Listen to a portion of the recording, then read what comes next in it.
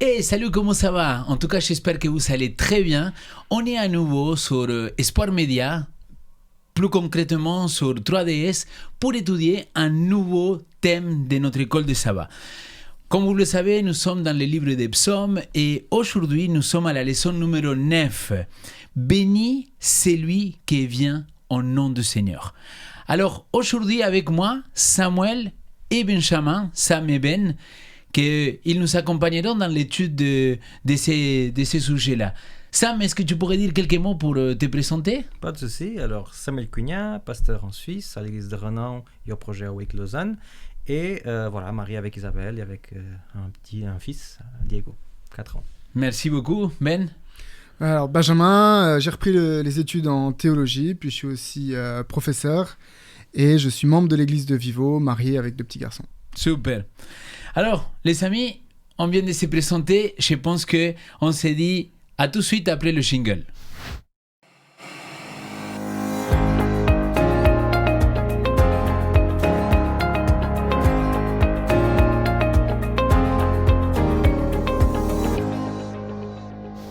Mes amis, j'ai une question à vous poser. Avez-vous une expérience particulière où vous avez ressenti une bénédiction particulière aussi de notre Seigneur parce que vous avez invoqué son nom? Ou tout simplement, quelque chose qui s'est passé grâce au fait de prononcer le nom de Jésus? Alors oui, moi j'ai une expérience. Moi je pense que l'ennemi travaille de façon différente dans la vie de chacun. Mais il y a en tout cas 3 façons de travailler qu'il essaie d'appliquer à tout le monde. La tentation, on connaît tous. On a déjà été tenté. L'harcèlement, c'est quand il y a quelque chose qui ne nous quitte pas la tête et qui nous embête vraiment. Et bien sûr, la possession démoniaque qui vient juste après.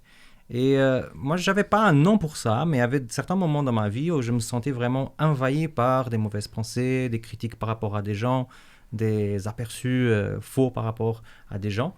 Et ça venait en forme d'harcèlement, c'est-à-dire comme des choses vraiment persistantes dans ma tête. Et une fois, avec la Bible, j'ai essayé de trouver une solution et je me suis dit, mais oui, il y a cette question du nom de Jésus qui a un pouvoir. Pour les possessions démoniaques, souvent, c'est au nom de Jésus qu'on chasse le démon.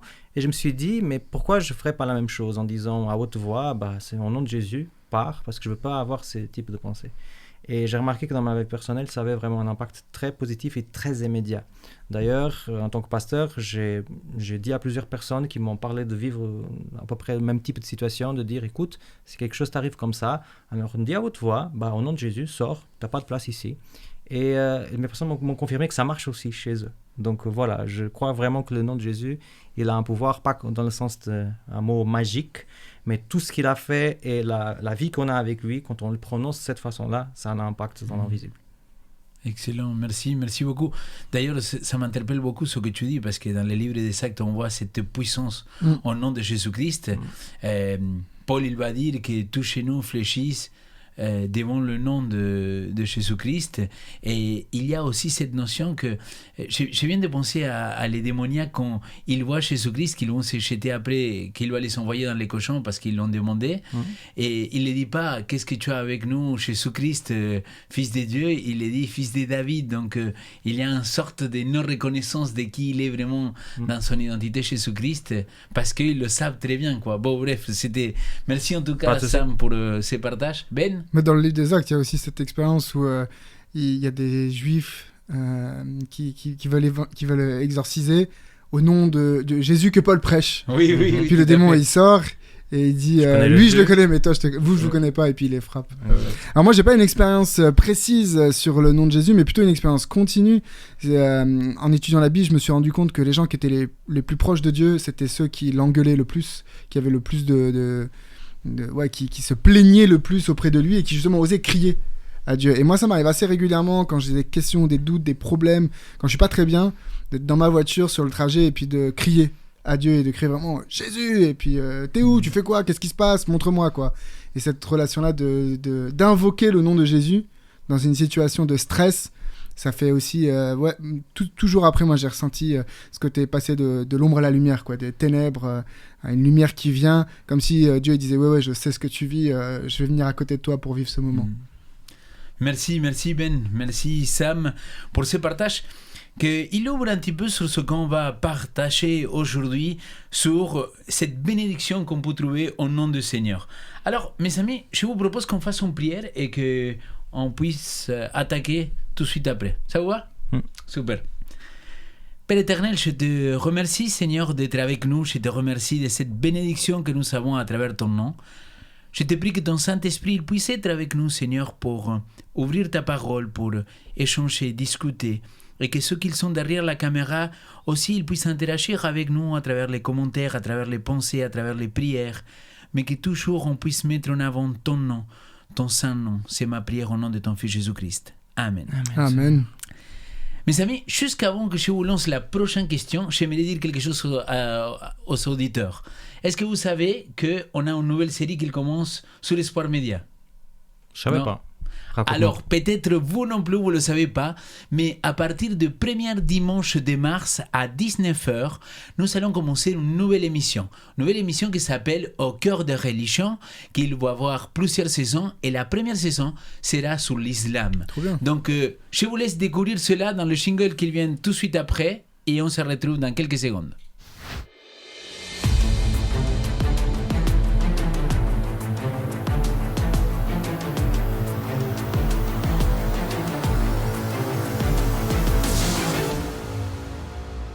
Est-ce une religion de terroristes?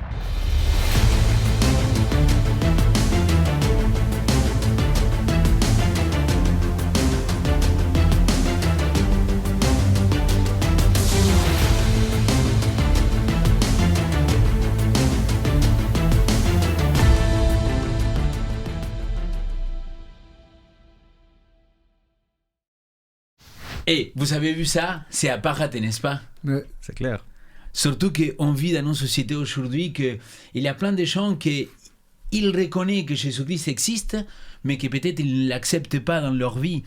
Et justement, pour l'introduction à ces sujets-là, on pourrait penser que dans les psaumes, ils sont remplis de chants, de prières, mais il me semble aussi, et c'est ce qu'on va découvrir à travers cette leçon-là, que dans les psaumes, nous avons énormément de textes aussi messianiques. Les psaumes, on pourrait dire qu'ils attestent de la personne et du ministère de Jésus-Christ. Alors, parmi les différents sujets qu'on pourrait révéler des psaumes, il y a la divinité de Christ, la qualité de Fils, son obéissance, le zèle dans son temple, l'identité des bons bergers, la trahison qu'il allait souffrir, sa mort, sa résurrection. Bon, bref, vous voyez que les psaumes, ils parlent de beaucoup des prophéties ou des psaumes qu'on pourrait dire messianiques. Alors, est-ce que nous pouvons trouver des prières et des cantiques seulement, ou aussi on pourrait trouver des textes messianiques très concrètement? En fait, c'est super intéressant de voir que dans le Nouveau Testament, le livre des psaumes, c'est le livre de l'Ancien Testament le plus cité. C'est-à-dire, si on regarde les évangiles qui racontent l'histoire de Jésus, très régulièrement, et puis on va en étudier certains dans cette leçon, on a, pour justifier le fait que Jésus a vécu ceci ou vécu cela, on cite un psaume. Mais ça va plus loin. C'est-à-dire, si on prend Paul, qui lui fait une démonstration théologique, vraiment il essaye... Donc dans les évangiles, on raconte l'histoire de Jésus, mais dans les épîtres, on va expliquer l'histoire de Jésus.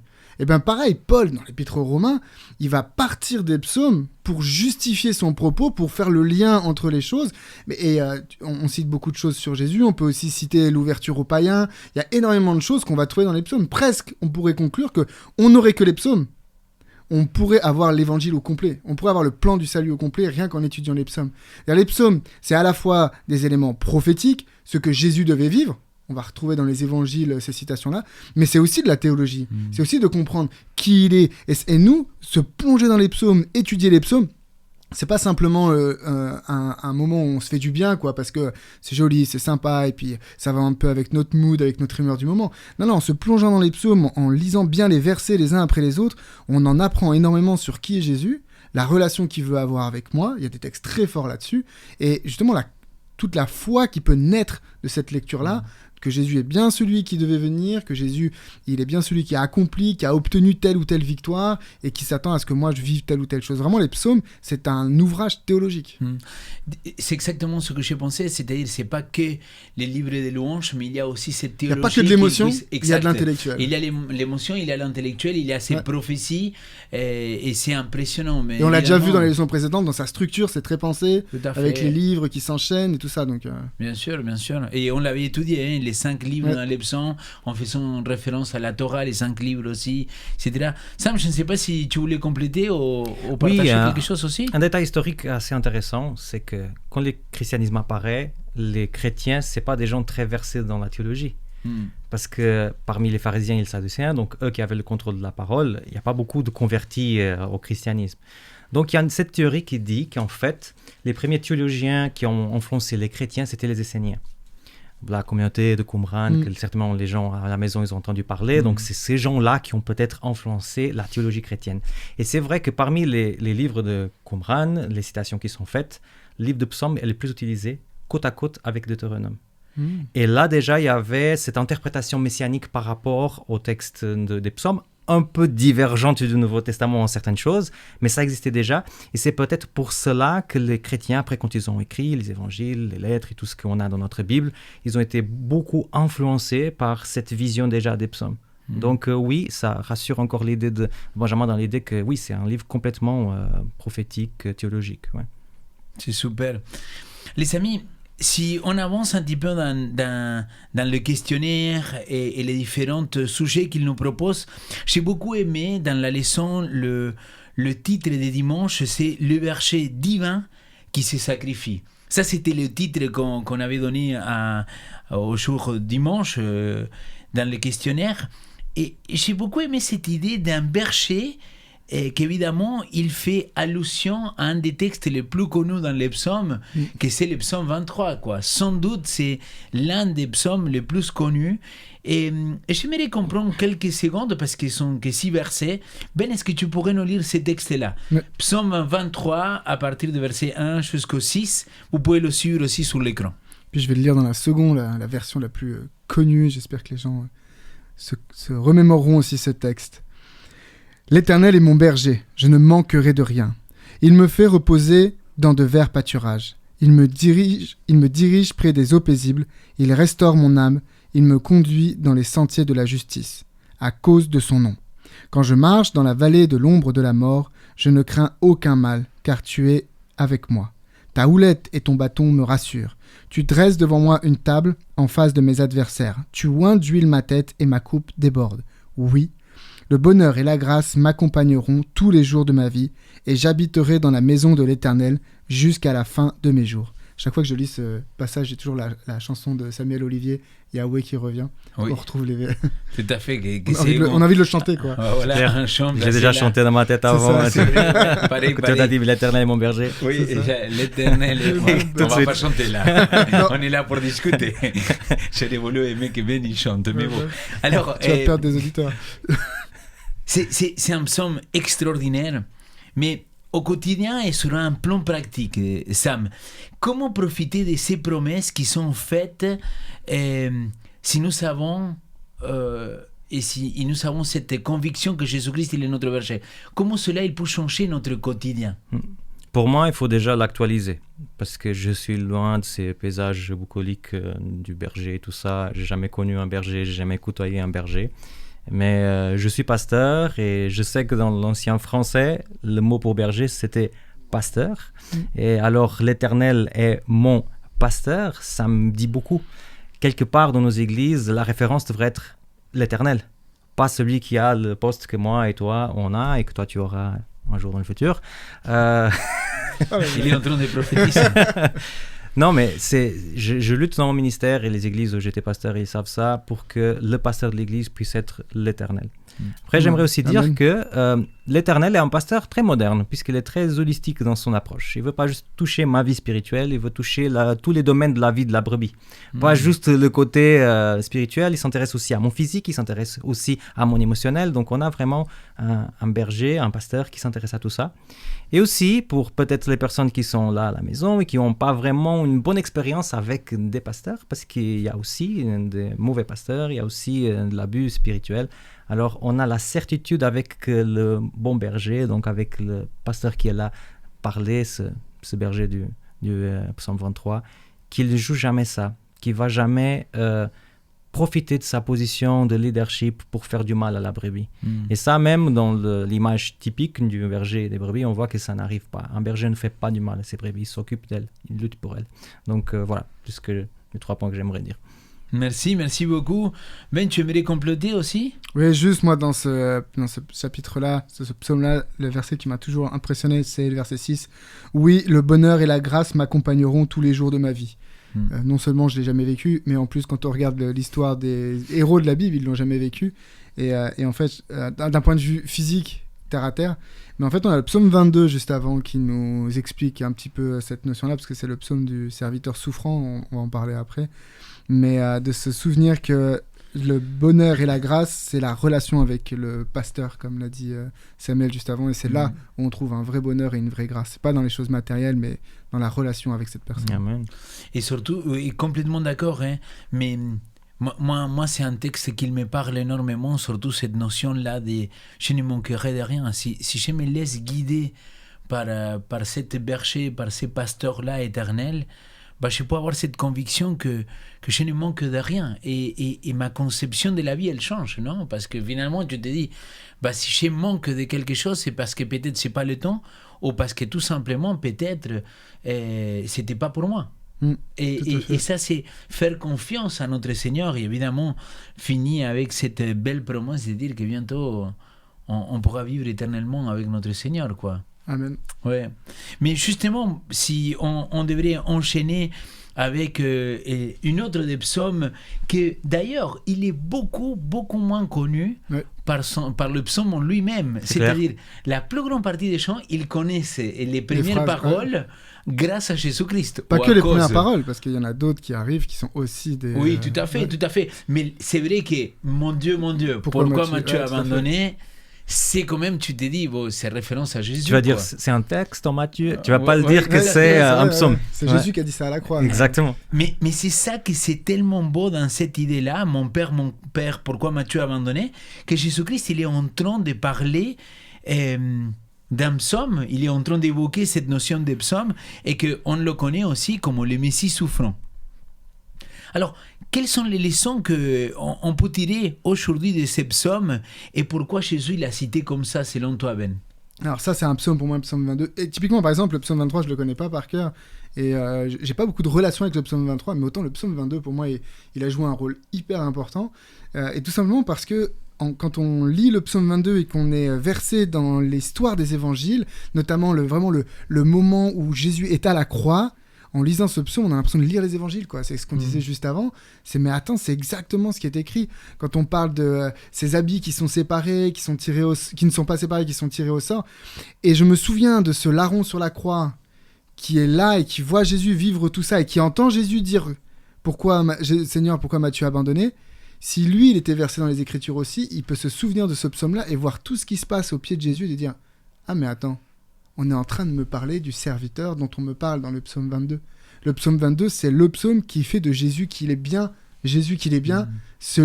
cet agneau qu'on mène à la boucherie et qui devait mourir et qui va vivre ce qu'il doit vivre. Et c'est pour ça qu'on a ces deux larrons. On a ce larron qui va reconnaître la parole de Dieu, finalement, qui se réalise devant lui, et l'autre larron, lui, qui voit juste cette personne frêle en train de saigner sur une croix.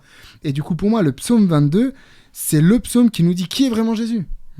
D'une part, il est celui qui est souffrant, il est décrit comme ça, mais il est celui qui a la victoire. Et c'est toute la deuxième partie du psaume qui nous raconte cette allégresse que l'on a de savoir, ok, et malgré le fait qu'il vit ceci, ce que ça nous apporte, c'est la joie. Et on peut louer l'Éternel, on peut remercier Dieu de ce qui s'est passé. Cette souffrance qui arrive en premier, elle amène à une lumière, à une joie, à quelque chose de positif. Et c'est ce qu'a vécu le larron sur la croix. Il est en train de souffrir quand il dit ça, mais Jésus lui dit quoi? Je te le dis aujourd'hui, tu seras avec moi au paradis. Et du coup, il peut vivre la joie de cette promesse qui lui est faite. Nous, on peut passer par les mêmes émotions en lisant ce psaume. La souffrance, qui était celle de Jésus, mais qui apporte la victoire. Ma souffrance à moi dans ce que je vis, via Jésus, je sais qu'elle m'amènera, comme le disait le psaume 23, j'habiterai avec lui jusqu'à la fin de mes jours. Tout à fait, merci.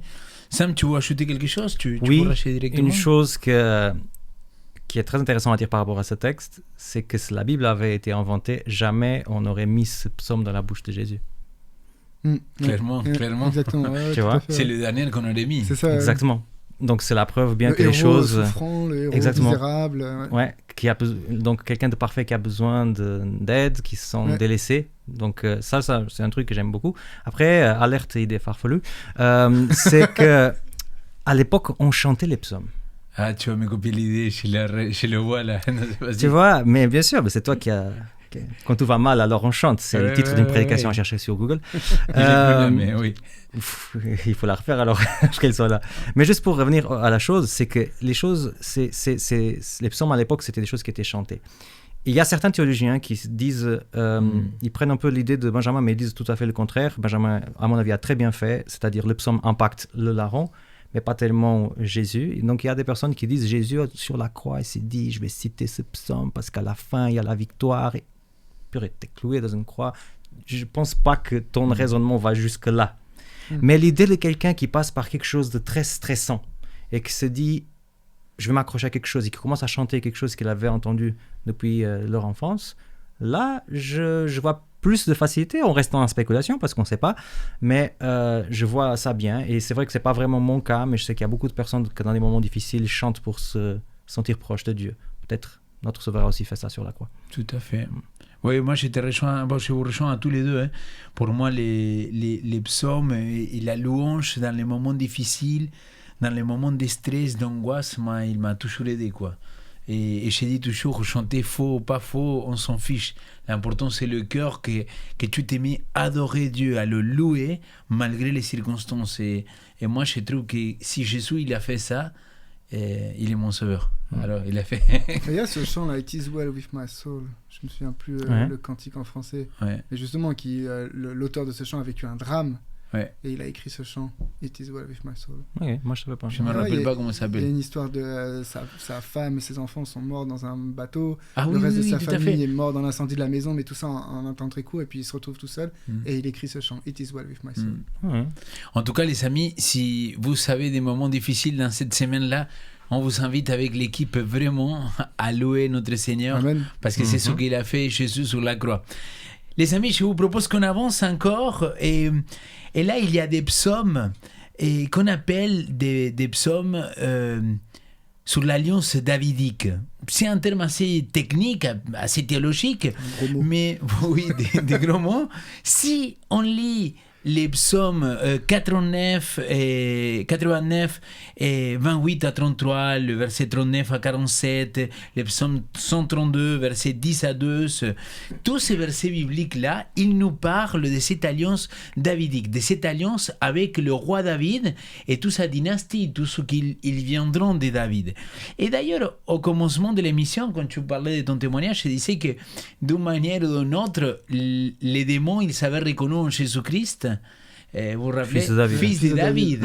Alors, comment Dieu a-t-il démontré sa fidélité indéfectible envers son alliance malgré l'infidélité du peuple d'Israël et malgré notre infidélité aussi? Et comment cette idée-là, il a pu réconforter les enfants de Dieu, que vraiment il tient ses promesses par rapport à ces promesses de l'alliance davidique? Alors, moi, j'aimerais dire que déjà, l'alliance, c'est un thème très fort dans la Bible. Il y en a plusieurs personnages bibliques qui ont vécu des alliances avec Dieu. Et normalement, ça vient comme un peu un résultat d'un cheminement. Okay? Tu vis quelque chose avec le Seigneur et le Seigneur, là, il décide de faire une alliance avec toi. On a quelques exemples, l'alliance noachique, donc l'alliance de Noé. Dieu le dit, je ne vais plus détruire la terre avec de l'eau. Et merci Seigneur parce qu'il tient ses promesses, donc jusqu'à aujourd'hui on n'a pas ce danger. Abraham, il y a aussi une alliance avec lui, avec aussi une promesse, donc de toi je vais faire une grande nation, tu auras un enfant, voilà tout ce qui vient avec cette promesse. Et avec David, moi je trouve très intéressant le contexte de cette alliance. Alors ça vient d'un moment vraiment de paix. David est dans son palais, ça sent encore le nouveau parce qu'il vient de le construire. Il regarde tout ça et il se dit, mais moi j'habite dans une maison de cèdre et le Seigneur habite dans une tente. J'aimerais bien construire une maison pour Dieu. Et il décide de parler ça avec le prophète de l'époque, Nathan. Il parle avec Nathan. Et Nathan dit, oui, vas-y, le Seigneur est avec toi. Et après, il va se coucher et le Seigneur vient voir Nathan et il dit, écoute, t'as dit un truc tout rapide là. Ça, c'est intéressant, petite parenthèse, comme des fois on imagine les prophètes et la prophétie dans la Bible, c'est peut-être pas comme nous on imagine aujourd'hui. Hein. Parce que là, il a dit non, le Seigneur est avec toi, vas-y. Et après, le Seigneur dit, c'est pas comme ça. Donc il va le dire, ok, super. Au début, je sens Dieu un peu gêné, mais pourquoi j'aurais besoin d'un truc comme ça? Dieu ne voit pas le monde comme nous, clairement. Et il ne voit pas l'intérêt de faire ce déménagement. Et pour finir, il va dire non, tu ne vas pas construire, mais je vais te faire une promesse. C'est que ton trône, il va rester à toujours. Et ça, c'est assez impressionnant parce que quand on va voir l'histoire, par exemple, la quantité de dynasties que les Égyptiens ils ont eu, rien que le Portugal, 4 dynasties. Et là, on voit qu'à Juda, on a une seule dynastie, c'est-à-dire qu'il y a toujours eu des enfants. Ces enfants ont toujours été des mâles et ils ont toujours été investis rois et qu'il n'y a pas eu de coupure. Mais peut-être quelqu'un plus critique va dire oui, mais après la invasion babylonienne, donc la monarchie de Juda disparaît et tout ça. Et là, oui, on peut se dire, oui, c'est vrai qu'il y a une petite coupure dynastique là, mais tout se révèle beaucoup plus intéressant et plus clair quand on voit Jésus. Parce que Jésus, en tant que descendant de David, il reste à toujours. Donc la promesse que Dieu a faite à David à l'année 1000 avant Jésus-Christ, là dans la Judée perdue, en disant, écoute, t'inquiète, tu auras toujours quelqu'un sur le trône, c'est quelque chose qui vient jusqu'à aujourd'hui, à l'éternité, parce que Jésus sera toujours roi pour l'éternité. Ça veut dire que quand Dieu me fait une promesse sur la Bible, c'est pas anodin ce qu'il me dit. Il a la capacité de faire un truc complètement incroyable. Et tout ce qu'on vient de dire, c'est des choses incroyables. Noé, quand ça commence à pleuvoir, il s'est dit « Oh, déluge à nouveau. » Mais non, il n'y a pas de déluge. Abraham, avec cet âge-là, mais non, ce n'est pas possible. Bon, je ne pourrais pas avoir un enfant. Oui, il a eu, et encore ses descendants sont là. Et David, qui venait juste de commencer en tant que roi, et qui vient de remplacer déjà un autre roi d'une autre dynastie, et s'est dit « Comment c'est possible ?» Oui, avec Dieu, une promesse, elle est toujours possible. Amen. Amen. Moi, ce concept d'alliance davidique, je l'aime beaucoup, dans le sens où, quand on dit David, je pense que tout le monde peut s'identifier à David. David, c'est celui qui était dans la cour derrière, qu'on n'est même pas venu présenter à Samuel. David, c'est le petit devant Goliath. David, c'est celui qui, même si un prophète avait dit tu es roi, il a dû attendre avant qu'il ait vraiment l'autorité de roi. Et David, c'est aussi celui qui pêche finalement, qui fait des erreurs, mais stupides. À travers David, je peux me reconnaître. Et donc, s'il y a une alliance qui est celle que Samuel a relevé, cette alliance éternelle via David, je me dis, elle est aussi pour moi. Je peux m'identifier facilement dans cette alliance. Cette expression alliance davidique, moi, ça me rappelle ça. Et juste une phrase, c'est que maintenant, c'est à nous de jouer. Dans notre cheminement, le Seigneur va aussi faire une alliance avec nous, en fonction de ce que nous, on est et de ce qu'il veut de nous. Est-ce qu'on est attentif à ce qu'il nous dit? Clairement. Merci les amis, merci pour tous ces partages. Alors, si on prend le psaume 110, versets 4 à 7, est-ce que Sam, je pourrais te demander de le lire? Pas de souci. Le psaume 110, versets 4 à 7. Vas-y, je te laisse. Je lis dans la NBS. Donc, le Seigneur l'a juré et ne le regrettera pas. Tu es prête pour toujours à la manière de Malkitsédek. Le Seigneur est à ta droite. Il écrase tes rois au jour de sa colère. Il exerce le jugement parmi les nations. Tout est plein de cadavres. Il écrase les chefs d'un vaste pays. En chemin, il boit au torrent. C'est pourquoi il relève la tête. Merci. Texte un peu compliqué qu'on pourrait dire, mais pourquoi on aborde ces sujets-là, ces thèmes-là? Surtout que dans le peuple d'Israël, c'est assez clair que dans la distribution des tribus, Lévi, il avait une place des prêtrisses. Christ, il arrive, il ne vient pas de cette descendance-là de Lévi, parce qu'on vient de dire qu'il vient de la descendance de David, et quelque part, la première question qu'on pourrait se poser, alors pourquoi Christ, on pourrait dire qu'il est notre grand prêtre, et je sais que tu as pas mal étudié cette question-là, Ben, de la prêtrise aussi de Christ, et alors, comment on pourrait comprendre que c'est selon l'ordre de Melchisédek? Oui, effectivement, rien que sur ces quelques versets-là, on pourrait faire une leçon entière et la comparer avec Hébreux 7. Moi, j'invite vraiment les auditeurs d'aller à Hébreux 7 et de comparer parce que c'est cité directement par Hébreux. D'ailleurs, le premier verset de Psaume 110, c'est l'un des versets les plus cités par le Nouveau Testament, si jamais. Ce côté de « je ferai des ennemis mon marchepied ». Donc, il y a ça aussi qui vient dedans. Donc, c'est vraiment un psaume très technique. Mais cette idée de Melchisédek, tu l'as dit, il y a une question légale et technique là derrière. Jésus n'est pas censé être grand prêtre. Mais justement, en disant que Jésus est dans la lignée de Melchisédek, il y a cette idée de dire que, attention, il ne faut pas donner de limite à qui est Jésus. On ne peut pas le limiter à la fonction de prêtre telle qu'elle est dans la Bible, puisqu'il est au-delà, il est d'une autre lignée. On ne peut pas le limiter, on ne sait pas d'où il vient, on ne sait pas où il va, ce Melchisédek. C'est ça la définition qu'on a dans Genèse. Donc on ne peut pas limiter Jésus dans sa nature, dans qui il est, à essayer de lui dire il est comme ci, il est comme ça. Non, ça reste Dieu quelque part. Et c'est pour moi ce texte-là de l'appeler, de dire qu'il est à la manière ou dans la lignée de Melchisédek, c'est dire attention, vous ne pouvez pas limiter Jésus. Jésus, il est bien au-delà de ce que vous pouvez comprendre, de ce que juste les textes vous proposent. Et il y a cette notion de éternel, de grandeur, de au-dessus de tout ça. Et pour nous, ça nous montre on avait dans le psaume 22 un Jésus souffrant, et ici on a un Jésus qui dépasse toute chose. Et de dire que Jésus est grand prêtre dans la lignée de Melchisédek, ok, il va réaliser ce que le grand prêtre a fait, mais peut-être bien au-delà de ce que tu peux comprendre. Tout à fait, merci Ben. Il y a aussi cette question que Melchisédek, ce n'est pas un juif, c'est un roi prêtre qu'on ne sait pas exactement d'où il vient. Il est roi d'une ville qui s'appelle Salem, que ça va être Jérusalem, mais c'est une Jérusalem avant Israël.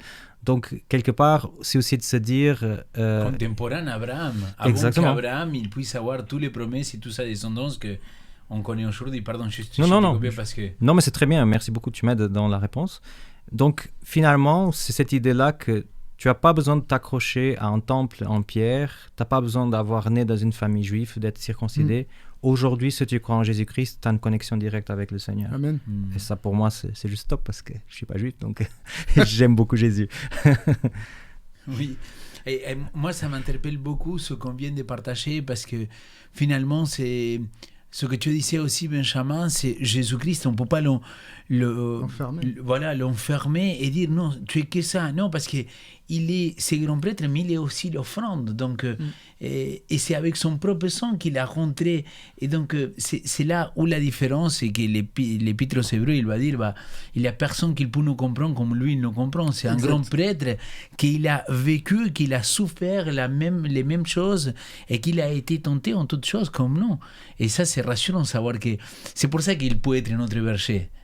Vous voyez, je reprends le psaume 23 parce que finalement, lui, il sait nous conduire parce qu'il sait où on y va et comment il faut y aller. D'ailleurs, Jean chapitre 14, il le dit. Il dit, mais où tu vas, Seigneur? Nous, on ne sait pas où tu vas. Et il dit, je vais au Père. Il dit, montre-nous le Père. Et là, il dit, moi, je suis le chemin. La vérité et la vie. Donc, c'est lui il vient à travers moi, il peut aller au Père. Donc, je trouve tellement tout en étant beau. comme nous, oui. Via ce Melchisédek, il est au-delà. Donc, il peut nous comprendre, mais il peut aussi nous emmener là où nous, on ne peut pas aller par nous-mêmes. Ouais. C'est génial. Les amis, on arrive à une dernière question. On a parlé et on a commencé en rendant témoignage de ce qu'il était, le nom de Jésus. Et il y a quelque chose, je pense que tous les auditoires, tout notre auditoire, mais sûrement, en grande partie, vous connaissez ce qu'il dit, Matthieu chapitre 28, versets 19 et 20. Mais avant qu'il dit « Allez faire de toutes les nations des disciples », avant de dire ça, Jésus-Christ, il a dit « Toute autorité m'a été donnée dans le ciel et sur la terre ».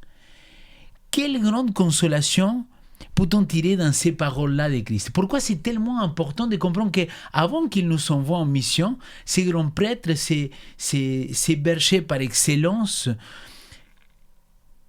pourquoi il a dit ces mots-là? Pourquoi il a dit tout simplement toute autorité m'a été donnée sur le ciel et la terre? Et comment on pourrait mettre cette promesse-là de manière très pratique en liant à tout ce qu'on a étudié des psaumes? C'est finalement la réponse, ce verset, c'est la réponse au titre de l'école du sabbat. Donc l'école du sabbat a comme titre « Béni soit celui qui vient au nom du Seigneur ». Pourquoi? Parce qu'il a toute l'autorité. En fait, le mot autorité, exousia, peut aussi être traduit par puissance. Donc il y a même la version anglaise, je pense, qui dit « toute la puissance m'a été donnée ». Et pour moi, c'est très rassurant ce verset. Parce que ce Dieu, il a à la fois toute l'autorité et toute la puissance. Ça veut dire qu'il pourra toujours combler ce que moi je n'arrive pas. Quelque part, si j'ai des difficultés dans mon travail, j'ai déjà essayé de faire le maximum que je pouvais pour être agréable, pour m'améliorer, mais j'arrive à un moment que je plafonne, mot que tu m'as appris. Je sais que le Seigneur, il a tout le pouvoir, donc il pourra compléter ce que moi je n'arrive pas. Si j'ai un souci de santé et que j'essaye de manger sain et de faire les traitements et tout ça, moi je sais que le Seigneur, il pourra aussi combler ce que moi je n'arrive pas. Et cette idée finalement d'un grand frère qui est là avec moi, qui a toute autorité, qui connaît toutes les portes, qui a toutes les clés et qui a toute la puissance et qui est à côté de moi, dans ma vie chrétienne, dans ma vie pratique, c'est quelque chose d'archi rassurant et qui m'aide à couper vraiment l'anxiété de la vie, quoi. Merci Sam. Ben, tu veux compléter cela ? Ouais, derrière autorité, j'ai une petite lecture alternative. C'est autorité, ça veut aussi dire responsabilité. Oui. Et quand il dit « j'ai toute autorité », il n'est pas seulement dans cette idée de toute puissance qui pourrait se traduire par toute violence. Il a toute autorité, je peux faire ce que je veux, moi je suis chrétien, je peux foncer. Il y a, quelle que soit la chose par laquelle tu passes, je suis à la maîtrise de ça. J'ai la responsabilité de ta vie maintenant, de ta vie dans ton parcours de vie. Et du coup, de se rappeler qu'il a toute autorité. Justement, je peux, béni soit le Seigneur, parce qu'il a toute autorité, il a toute responsabilité. Je peux marcher comme cette brebis qui suit le berger, quoi. J'ai confiance. Amen, amen.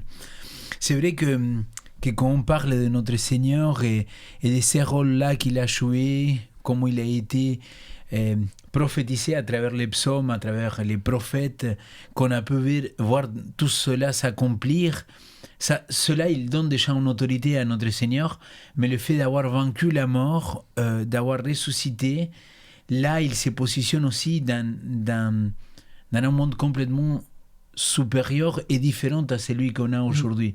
Donc, tout ce que nous, on voit... une autre dimension. Oui, clairement. Et donc, cette dimension-là, il dit, mais mes enfants, il faut que vous vous appropriez de cela. Il ne faut pas que vous restiez avec la peur. Oui, mais tu vois, je connais des gens qui tout le temps, ils ont peur de ce que l'ennemi pourrait faire. Tu vois, à tous les coins de rue, ils voient le diable. À tout coin de rue, ils pensent que c'est le diable qui le fait. Je dis, mais attends, mais mec, tu vis avec Jésus-Christ et tu as un bouclier autour de toi. Donc, le 91, d'ailleurs, en somme, c'est lui qui l'abrite à l'abri du trio. Donc, quelque part, je me dis, mais non, si tu marches avec la confiance, quoi. Alors, écoutez, on arrive à la fin de cette leçon-là. Est-ce que je pourrais vous demander quelques mots de conclusion pour finir ces moments qu'on a vécu ensemble, Sam ? Oui, alors je dirais que marcher avec le Seigneur, c'est une des choses qui est les plus cool qui existent dans la vie. On se sent aimé, on se sent entouré, on se sent compris. Et véritablement, tout ce qu'on gagne avec cette relation avec Jésus fait de nous des meilleures des personnes. Donc voilà. Merci beaucoup. Les psaumes, c'est des lectures qui sont réconfortantes, qui sont apaisantes, qui font du bien. Et j'aimerais inviter, suite à cette leçon, qu'à chaque fois qu'on lit un psaume, on se pose la question, mais qu'est-ce que j'apprends de Jésus dans ce psaume ? De chercher dans les psaumes ce que les indices, là, comme une petite chasse au trésor, tiens, il y a quelque chose sur Christ à apprendre dans ce verset, dans cette phrase. Trop cool. Même quand le verset est compliqué. Ouais. Alors, juste un mot de conclusion. Il y a longtemps en arrière, je vous parle il y a 8 ans en arrière, je me suis rendu compte qu'il avait plein de perles à l'intérieur des psaumes, non ? Par exemple, j'étais surpris quand le psaume 1, je l'ai découvert et j'ai vu, voilà, c'est le même mot, Jésus-Christ. Il commence son discours, son premier discours public, le sermon de la montagne, pareil que le psaume 1. Donc tu te dis, punaise, le Seigneur, il connaissait les psaumes. Et à partir de là, j'ai commencé à étudier les psaumes. D'ailleurs, je suis au psaume 80, si je ne me trompe pas, 82. Je n'ai pas fini de les étudier, et donc ça fait longtemps. Mais parce qu'à chaque fois que je me plongeais dans un chapitre, ce n'était pas que c'était une lecture tout simplement. J'ai fouillé, j'ai cherché, j'ai essayé de le comprendre, de l'étudier. D'ailleurs, j'ai fait même des semaines de prière comme ça sur les psaumes, parce que je les trouve extraordinaires. Et donc moi aussi, je pense que ce qu'on pourrait faire, c'est encourager tous ceux qui nous regardent en ces moments de vraiment prendre le temps d'étudier les psaumes, parce que c'est une bénédiction pour chacun de nous, et surtout si on arrive à découvrir le Christ. Amen. Les amis, on arrive à la fin. Oui, je sais, malheureusement. J'imagine que vous êtes en train de dire « Ah, mais c'est la vie ». En tout cas, on va se retrouver dans quelques semaines avec Ben et Sam pour la leçon numéro 12. Je vous invite à vous abonner. Il y a beaucoup de gens qui nous regardent, qui ne sont pas encore abonnés.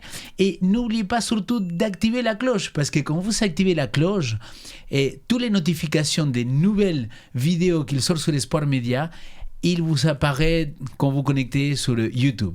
Je vous dis à la prochaine. Merci beaucoup et très bonne semaine pour chacun de vous.